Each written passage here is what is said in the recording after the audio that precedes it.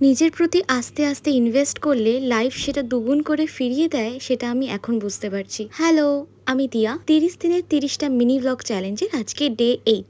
আজ ছিল স্যাটারডে, আর স্যাটারডে মানেই বনু আছে বাড়িতে। ওর কর্পোরেট লাইফ নিয়ে মাথা ঠুকতে ঠুকতে আমরা লাঞ্চ করে নিলাম। এই আগের শনিবার থেকে আমি ব্লগের চ্যালেঞ্জটা শুরু করেছিলাম। দেখতে দেখতে একটা সপ্তাহ কেটে গেল, বুঝতেই পারি না। ওই যে পার্সেলটা এসেছিল, তোমাদের বলেছিলাম এত সুন্দর সুন্দর আমাকে গিফট পাঠানো হয়েছিল।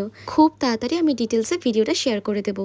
আর কালকে যেহেতু ছিল উল্টো রথ, তাই জিলিপি খেয়ে রেডি হয়ে বেরিয়ে পড়েছিলাম নিমন্ত্রণের উদ্দেশ্যে। হ্যাঁ, আমাকে একটা জিম থেকে ইনভাইট করা হয়েছিল তাদের ওপেনিংয়ের জন্য। আমার তো ভীষণ খুশি লাগছিল। জিমটা ছিল আমাদের এখানে ইচ্ছাপুর বটতলার একদম কাছে, আর খুব সুন্দর, বেশ সাজানো গোছানো। যদিও বেশ ভিড় ছিল সেদিন, তাই বেশি ক্লিপিং নিতে পারিনি। জিমের পুরো ডিটেলসে ভিডিও আমি খুব তাড়াতাড়ি আপলোড করে দেবো। বাড়ি এসে চিকেন রান্না করে রাত্রেবেলা ডিনারটা করে নিয়েছিলাম। কালকের ব্লগের জন্য প্লিজ ওয়েট করো গো। টাটা।